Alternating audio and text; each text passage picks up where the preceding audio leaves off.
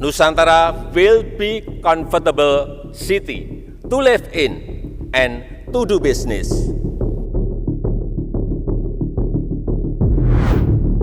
Presiden ajak warga negara Singapura untuk pindah tinggal ke IKN. Hah? Ya, mungkin buat Anda yang mendengar kabar ini selintas, bertanya-tanya nih, kok warga negara asing? Eits, tapi jangan emosi dulu. Maksud Presiden adalah mengajak warga negara asing untuk investasi bersama membangun IKN. Tapi pertanyaannya, apakah semudah itu? Lagi rame nih, kutipan pidato Presiden yang satu ini. Nusantara will be comfortable city to live in and to do business. I know housing prices here have risen very high. Maybe living in Nusantara can become an option. Ya, dalam pidatonya di acara Ecosperity 2023 di Singapura tanggal 7 Juni lalu, Presiden Joko Widodo ini mengajak warga negara Singapura untuk ke Ibu Kota Nusantara atau IKN. Warga negara Singapura ini dipersilakan untuk pindah dan berinvestasi di sana.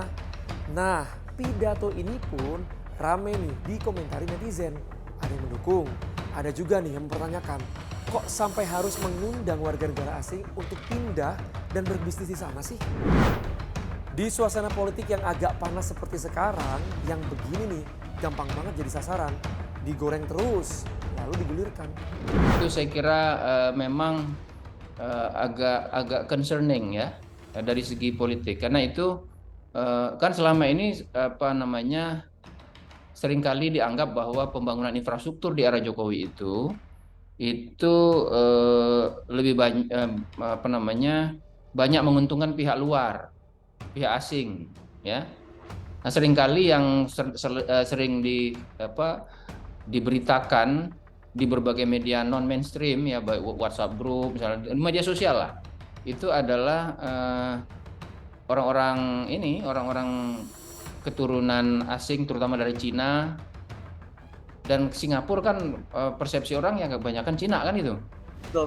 Jadi itu mungkin akan menjadi satu titik lemah dari pidato Pak Jokowi itu dari segi politik. Jadi walaupun tujuan utamanya menurut saya yang tadi meyakinkan pihak investor, tapi sekaligus juga meyakinkan para calon presiden. Tapi untuk kaitannya dengan masyarakat secara umum itu kelemahannya. Itu bisa dijadikan bahan untuk negatif campaign. Pidato Presiden akhirnya mengundang pro dan kontra.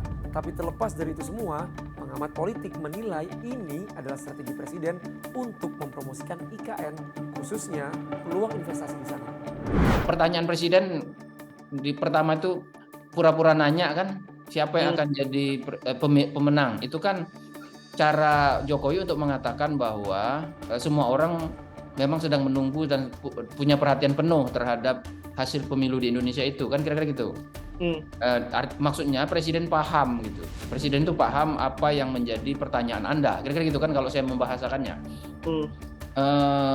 Dan Presidennya menjawab kan tadi. Jadi sebetulnya itu Presiden menanyakan pertanyaan itu lalu dia jawab sendiri gitu. Jadi jawabannya adalah bahwa siapapun yang jadi presiden nanti itu akan melanjutkan ini. Ya, kenapa? Nah, itu alasan Presiden itu tadi. Kenapa? Karena proyek ini sesuatu yang penting bukan hanya buat Indonesia, tapi juga bagi dunia. Karena dia penting bukan hanya bagi Indonesia dan bagi dunia, maka pasti itu menjadi concern siapapun presiden yang terpilih. Kira-kira itu kan argumen yang ingin dibangun oleh presiden. Nah, apakah argumen itu berhasil dibeli atau tidak oleh investor dan dunia, ya kita lihat nanti.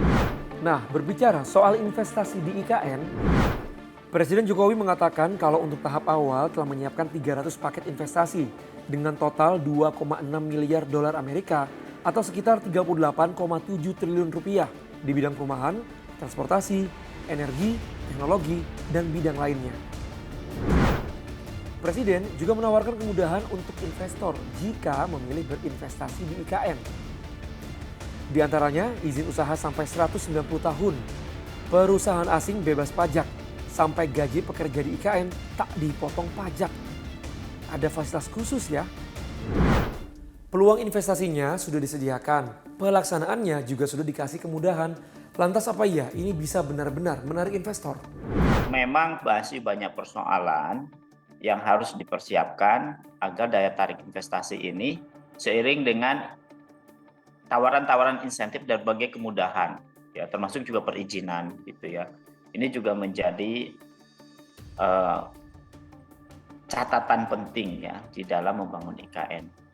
Karena bagi investor kan dengan kondisi ekonomi seperti sekarang, plus juga kurs ya, salah satunya kurs misalnya, plus juga harga barang ya untuk membangun material juga sekarang sedang naik gitu, itu kan jadi pertimbangan gitu ya.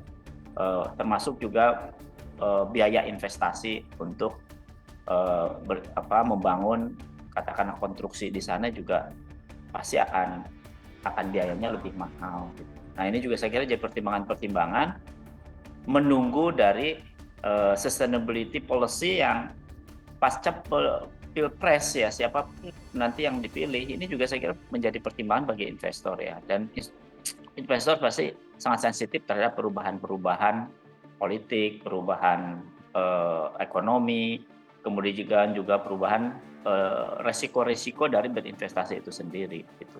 Apalagi secara teknik kan lahan di IKN ini butuh banyak treatment gitu ya, butuh banyak treatment karena kandungan ya menurut berbagai ahli itu ya butuh struktur yang berbeda dari seperti halnya di lahan-lahan yang ada di Jawa misalnya gitu. Kan ini juga pasti membutuhkan waktu. Untuk membangun sebuah ibu kota baru, investasi itu perlu. Tapi sampai saat ini realisasinya masih banyak pertimbangan. Ya secara teknis pasti meyakinkan ya. Tetapi yang jadi pertanyaan yang tadi saya katakan, meyakinkan dalam arti untuk membuat letter of intent, perjanjian seperti itu, hari ini juga mereka akan buat. Tapi realisasinya ya? Realisasinya itu karena dia melihat sendiri sudah ada ratusan yang membuat LOI loh sampai dengan sekarang ya, bahkan dari Badan Otorita mengatakan lebih dari 200. Tetapi kan sampai dengan bulan ini tidak ada satupun ya di lapangan yang benar-benar membangun. Nah ini kan tentu menjadi pertanyaan kan sebenarnya, faktor apa yang menjadi pertanyaan selain pertama tadi ketidakpastian lahan misalnya ya, meskipun ada usulan sampai dengan 190 tahun diberikan kompensasi, tetapi kan itu juga akan ada pertimbangan kalau pemerintahnya berubah gitu kan, aturannya berubah, investor bisa apa gitu kan. Kalau tadi ada 190 tiba-tiba di pemerintahan baru bilang cuma 20 tahun misalnya aturannya dirubah gitu kan, tergantung pilihan politik dari pemerintah berikutnya. Ini kan juga buat investor, mereka akan berpikir ulang. Apalagi kalau dia mau berinvestasi ratusan miliar sampai triliunan rupiah ya dalam jangka panjang, itu kan sangat dibutuhkan dua, satu kestabilan politik, dua kepastian hukum tadi.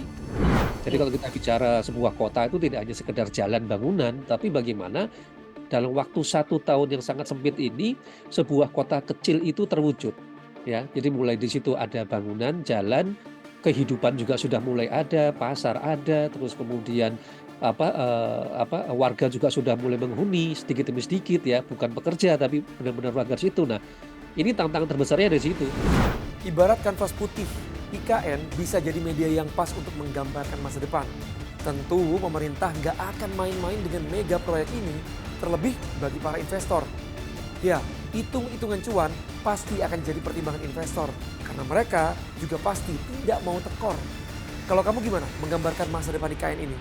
Tulis di kolom komentar ya.